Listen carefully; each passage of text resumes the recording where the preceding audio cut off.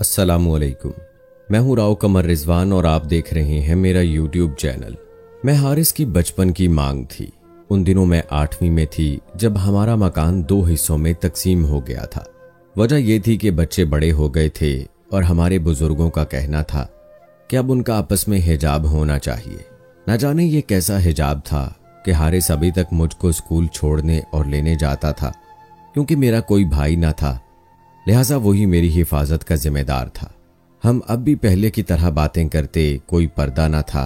घर के दरमियान एक दीवार उठा दी गई तो क्या हुआ, हमें कब इस दीवार की परवाह थी। मैट्रिक करते ही चचा जान को हारिस की फिक्र सताने लगी। उसे वो तालीम के लिए बड़े शहर भिजवाना चाहते थे और मेरी दुनिया हारिस बिन सोनी थी। ये सोचकर मखमूम हो जाती कि वो दूसरे शहर चला जाएगा, तभी दुआ करती खुदा करे उसका दाखिला बड़े शहर में ना हो सके। हारिस की जुदाई के तसव्वुर से परेशान हो जाती थी।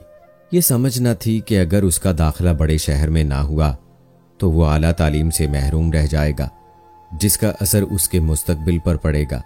उन दिनों मुझे इन बातों की समझ कहाँ थी। मैं तो बस अपने जज्बात के ताबे थी। मेरे नज़दीक हारिस का गांव में रहना उसके शहर चले जाने से अच्छा था। आला तालीम के लिए शहर जाना तो लाजिम था। तभी न चाहते हुए मुझे उस बदबख्त दिन के सूरज को देखना था जिस दिन उसे गांव से शहर रवाना होना था। सभी कुछ वीरान और उदास हो गया। मुझे अब सारे मौसम एक से लगते। वो जाते हुए इन मौसमों के रंग भी साथ ले गया था। जब कोई हसीन नज़ारा देखती, हारिस की याद मेरी आंखों में छनने लगती। उन्हीं दिनों बाबा जान के एक दोस्त शहर से मिलने आए। वो वहां बिजनेस करते थे। उन्होंने बाबा को मशवरा दिया कि शहर चलकर रहो, वहां बिजनेस करो और देहात की जिंदगी को खैरबाद कह दो। एक कशिश शहर में जा रहने की और भी थी। वहां निज़ाम तालीम बेहतर और स्कूल अच्छे थे, जबकि गांव के स्कूलों में बराए नाम पढ़ाया जाता था। जाने क्या वालिद साहब के जी में समाई के दोस्त की बातों में आ गए। उन्होंने जमीन फरोख्त करके शहर जाने की ठान ली। जब चचा जान ने सुना, उनके पैरों तले से जमीन निकल गई, क्योंकि उनका सभी कुछ तो अराजी से वाबस्ता था। रिज्क, इज्जत और दोनों भाइयों का एतमाद व इत्तेहाद भी। अराजी के बंटवारे से इन सारी चीजों का भी बंटवारा हो जाता, बाकी फिर क्या रह जाता था।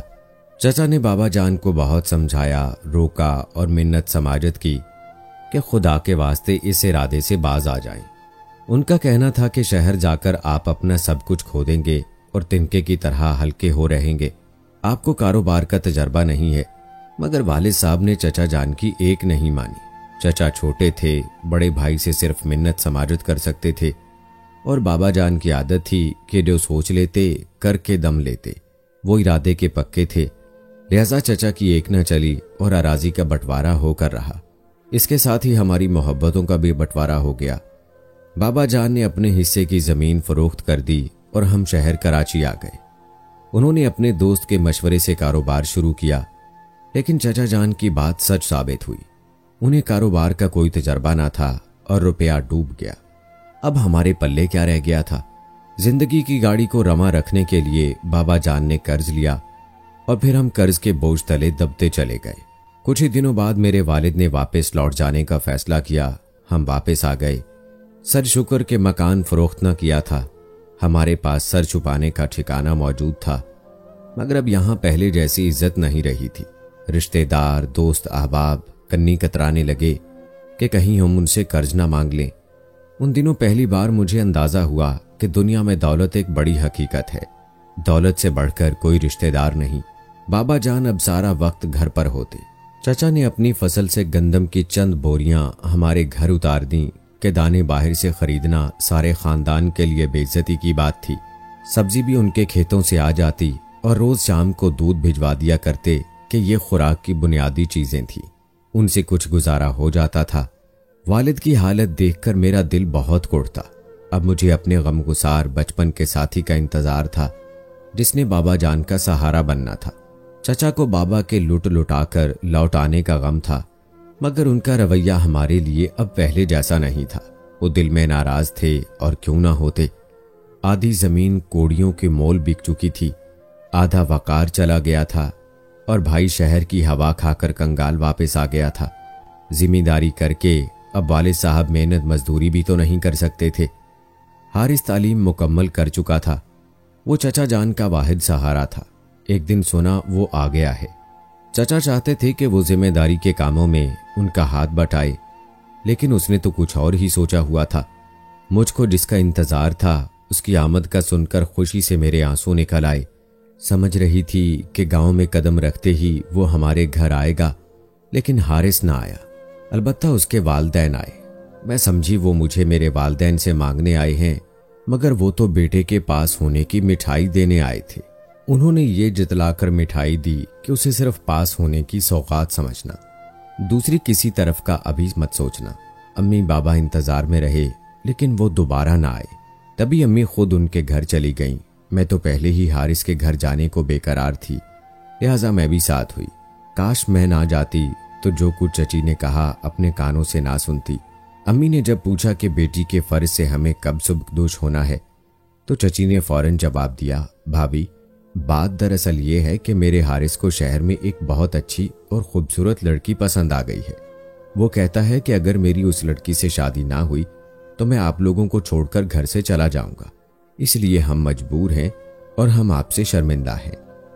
मैं बरामदे में बैठी तोते से दिल बहला रही थी जो पिंजरे से निकलकर मेरे हाथ पर आ बैठा था।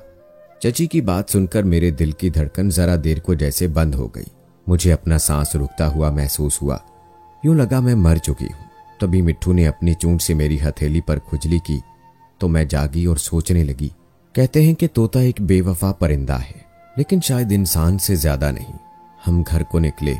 वारिदा और मैंने बड़ी मुश्किल से चंद कदम का फासला तय किया, जैसे मीलों का सफर पैदल किया हो। घर आते ही हम अपने अपने बिस्तर पर गिर गए। मैं अम्मी को और ना वो मुझको तसल्ली दे सकती थी, क्योंकि हमारे पास तो अल्फाज ही नहीं थे। शदीद ज़हनी दबाव की वजह से मुझे बुखार हो गया। यूं महसूस हो रहा था जैसे मैं खला में जी रही हूं। हारिस का ख्याल बचपन से ही कुछ इस तरह जहन में जागुज़ी था। लगता था कि अब मैं कभी किसी और के साथ जीवन का सफर तय न कर सकूंगी। वो दिन मेरी आंखों में पैवस्त हो चुका था, जब वो शहर जा रहा था, पढ़ने के लिए मुझसे बिछड़ रहा था। किस कदर दिलगीर था वो, और मैं भी रोए जा रही थी। तभी उसने तसल्ली दी थी, सादिया, 4 साल पलक झपकते गुजर जाएंगे, पता भी ना चलेगा। तुम देखना, मैं फिर आता जाता रहूंगा। उसकी इन्हीं बातों से मैंने हौसला पकड़ा था, लेकिन उसके इंतजार का ये वक्त कैसे रेंग रेंग कर सिसक सिसक कर गुजरा था, ये मैं ही जानती थी। मैं अब जी सकती थी और न मर सकती थी। मेरा यकीन टूटा था। दुख इस बात का था कि उसने बेवफाई ही करना थी तो मुझे क्यों आसरे में रखा। इसी दुख की कैफियत में स्कूल जाना छोड़ दिया और पढ़ाई को खुदा हाफिज कह दिया। माँ ने हिम्मत बंधाई, अब्बू ने तसल्ली दी, समझाया तो मैंने बड़ी मुश्किल से खुद को संभाला और दोबारा पढ़ाई में मशगूल हो गई। चंद दिन मुर्दा दिल रहने के बाद अचानक ही दिल की काया पलटी। एक रोज नफल पढ़कर रो रो के दुआ की। वो कबूलियत की घड़ी थी कि सजदे में गिरने से मेरे दिल को करार आ गया, जैसे किसी गैबी ताकत ने कहा हो कि हारिस की बेवफाई तेरी हिम्मत पर एक ताजियाना है। चल उठ, हिम्मत कर, अपनी जिंदगी को मट्टी में ना मिलाने के अज़म के साथ जिंदगी के धारे में शामिल हो जा। हारिस की बेवफाई में राख होने की बजाय मैंने खुद को नया अज़म व हौसला दिया, खुदा से मदद मांगी और फिर उसकी यादों को दिल के नेहा खानों में दफन करके दिन रात किताबों में खो गई। किस्मत ने साथ दिया, खुदा का लाख लाख शुक्र अदा किया और मैट्रिक के पर्चे दिए। पर्चे अच्छे हो गए। रोने धोने की बजाय हिम्मत जो की तो उसी ने कामयाबी का मुंह दिखाया। मैं अपने वालिदैन की हालत देख रही थी। बाबा जान अब चचा की अराजी पर काम करते थे ताकि पैदावार का कुछ हिस्सा उन्हें मिले। जो पहले जमीन के मालिक थे अब उनके कारिंदे बन गए थे। तहैया कर लिया मुझे अपने वालिदैन का सहारा बनना है, उनको हालात के भंवर से निकालना है। कब तक बेवफाई का मातम करूंगी, कहां तक इन हालात में इश्क के थपेड़ों की तल्फी को सहूंगी। मुझे अपना नहीं अब अपने वालिदैन का ख्याल करना चाहिए, जिनको तही दामनी के बाइस चचा नजरों से गिरा चुके थे और गांव के लोग भी चचा को ही फौकियत देने लगे थे। और ये बात वाले साहब के लिए किस कदर दिल खराश थी। वो चचा से बड़े थे, क्या उनके दिल पर गुजरती थी जब मर्दों की कचहरी में उनकी जगह गांव वाले उनके छोटे भाई को मसनद पर बैठाते थे। दिल यही करता था कि रोने धोने की बजाय ठुकराने वालों के सामने डट जाऊं और अपनी जात को मनवा कर रहूं। रिजल्ट निकला, मेरे नंबर अच्छे थे। स्कूल से लौट रही थी कि रास्ते में हारिस मिल गया। कहने लगा, मुझसे इतनी नाराज हो के बात भी नहीं करती, मेरी कुछ अर्ज तो सुन लो। अब कहने सुनने को रह क्या गया है, तुमने बेवफाई की है, हम गरीब हो गए हैं तभी ना। मैं कसम खाकर कहता हूं कि मैं बेवफा नहीं, जो भी फैसला हुआ मेरे वालिदैन ने किया है। हैरान हूं कि तुमने मेरी बेवफाई का कैसे यकीन कर लिया। खुदा की कसम, कदर नहीं गिर सकता, मेरा यकीन करो। हारिस की बात सुनकर हैरान हो गई। जी चाहता था उसकी माजरत का यकीन कर लूं, मगर दिल शीशे की तरह टूट चुका था, जिसको अगर जोड़ भी दिया जाता तो उसमें बाल फिर भी रह जाता। मैंने उसकी बातों का जवाब ना दिया और आगे बढ़ गई। मेरे साथ मेरी क्लास फेलो भी थी, नहीं चाहती थी किसी को बातें बनाने का मौका मिले, मगर मैं शदीद कश्मकश का शिकार हो गई थी। क्या हारिस सच कह रहा था या वो सिर्फ अपने ऊपर से बेवफाई का दाग मिटाना चाहता था? लड़के खुद मुख्तार होते हैं, वो चाहता तो जिद कर सकता था, वालिदैन को मना सकता था। लड़के खुद को पारसा साबित करने के लिए इल्जाम वालिदैन पर धर दिया करते हैं। एक दिन बाबा ने कहा, बेटी अब गांव में हमारी इज्जत नहीं रही, तुम्हारे चचा ने भी आंखें फेर ली हैं, और हमारी कदर तो हमारी अराजी से थी। जब जमीन ही ना रही फिर गांव में रहने का क्या फायदा, हम दोबारा शहर चले जाते हैं। मैं मजीद तालीम हासिल करना चाहती थी। वालिद साहब का फैसला मेरे लिए खुशी की नवीद था। गांव में आला तालीम के मौके ना होने के बराबर थे, और शहर जाकर आबाद होने के लिए हमें अपना आबाई मकान भी फरोख्त करना था, जिसको चचा जान ने बिला ताखीर फौरन ही बखुशी खरीद लिया। बाबा जान मकान के पैसे पल्लू में बांधकर कराची आ गए। जब किस्मत साथ दे तो इंसान हैरान रह जाता है। इस बार एक दयानतदार और हमदर्द इंसान बाबा जान का दोस्त बन गया। उसने किराए के बगैर ही हमें रहने के लिए अपना मकान दे दिया। ये घर खाली पड़ा हुआ था और वो किसी को किराए पर देना ना चाहता था। उसका नाम आलम खान था। उसने बाबा जान को अपने कारोबार में शामिल कर लिया। अल्लाह की रहमत से बाबा के कारोबार में शामिल होते ही बिजनेस में बरकत हुई तो आलम खान उनको अच्छा खासा मुनाफा देने लगा। उसको यकीन हो गया कि मेरे बाबा उसके लिए लकी साबित हुए हैं। मैंने शहर आकर कॉलेज में दाखिला ले लिया। हालात ने कई रुख बदले, मजबूरियों ने कई रूप धारे, मगर हमारे हौसले पस्त ना हुए। मैं अपनी मंजिल के हसूल की खातिर मुस्तकिल सफर में रही। मुसलसल मेहनत ने मेरे जज्बात मुंजमद कर डाले। मुझे किसी शय से दिलचस्पी ना रही, यहां तक कि हारिस की यादों को भी दिल की जमीन में गहरा गड्ढा खोदकर दफन कर दिया। एक दिन खबर मिली कि हारिस की शादी हमारे गांव के करीब एक जिमीदार की साहबजादी से हो गई है।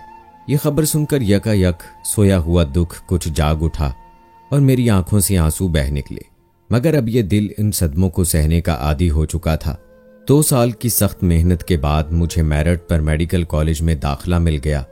मैंने जिन हालात का मुकाबला करते हुए अपनी तालीम जारी रखी थी वो सिर्फ मैं ही जानती थी, इसलिए मैं अपना सारा वक्त तालीम पर तवज्जो देने में सर्फ कर रही थी। कोई कैसी जिंदगी बसर कर रहा है इस बात से मुझे कोई सरोकार ना था। सुल्तान हमारी क्लास का लायक लड़का था। मैं पढ़ाई के हर मसले पर उससे मदद लिया करती थी। वो काबिल होने के साथ साथ नेक अतवार था। कभी कभी पूछ लिया करता था कि तुम इतनी खामोश क्यों रहती हो। इस सवाल के जवाब में भी मैं खामोश ही रहती थी। जब हमने डॉक्टरी का इम्तिहान पास कर लिया, आखिरी मुलाकात वाले दिन सुल्तान ने अपने दिल की बात जाहिर कर दी। उसने कहा, मैं अपने वालिदैन को तुम्हारे घर भेजना चाहता हूँ रिश्ते के लिए, क्या तुम मुझसे शादी करोगी? ये बात शुरू से मेरे दिल में थी, मगर अब उसे कह देने का वक्त आ गया है। उसने बताया, उसको क्या बताती कि मैं मोहब्बत की बाजी हार कर किस तरह यहां तक पहुंची हूं। अगले दिन वो लोग हमारे घर आए। मेरे वालिदैन को सुल्तान और उसके घर वाले पसंद आए। रिश्ता तय हो गया। हाउस जॉब मुकम्मल होने के बाद मेरी रुखसती हो गई। मेरी और सुल्तान की एक ही अस्पताल में तैनाती थी। बरसों बाद एक दिन चचा और चची अस्पताल आए। चची बीमार थीं। मुझे देखकर गले लगकर रोने लगी। बताया कि हारिस की बीवी अच्छी ना निकली। उस मगरूर लड़की ने मेरी ये हालत कर दी है। उसको अपने बाप की जागीरदारी का घमंड है। हारिस भी LLB करने के बावजूद वकालत न कर सका। हमने तुम जैसी प्यार करने वाली नेक बख्त और हीरे जैसी को ठुकराया। हमें इसकी सजा मिल गई है। मुझे चची की हालत पे बहुत दुख हुआ। लेकिन क्या कर सकती थी। मैंने उनके इलाज में तवज्जो से मदद जरूर की। उन्होंने बताया कि बहू ने उनका जीना दूभर कर दिया है। अब तो हारिस भी बीवी के रवैये से नाला है। हम में से कोई इस रिश्ते से खुश नहीं है। मैंने कहा, चची जान सब्र करें, जो भी हालात हैं निबाह तो करना होगा। खानदानी लोगों में तलाक नहीं होती। हाँ बेटी, यही शराफत तो मारे दे रही है, क्या करें। अच्छा बेटी, तुम अपनी बताओ, तुम तो खुश हो? अल्लाह का शुक्र है, मैं बहुत खुश हूं। सच है, अल्लाह किसी का सब्र और मेहनत जाय नहीं करता।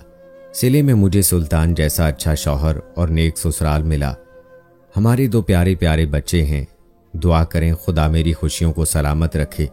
तभी मैंने सोचा कि मेरे पास खुदा की दी हुई हर नेमत है और वो दुख भी दिल से महव हो चुका है जो मुझे हारिस से मिला था। अगर मैंने हिम्मत ना की होती तो आज मेरी जिंदगी इतनी रोशन और शादाब ना होती। इसलिए अल्लाह के फैसलों पर खुश रहें और मेहनत करते जाएं। एक दिन बहुत कामयाब होंगे कि दुनिया देखेगी और मिसालें देगी।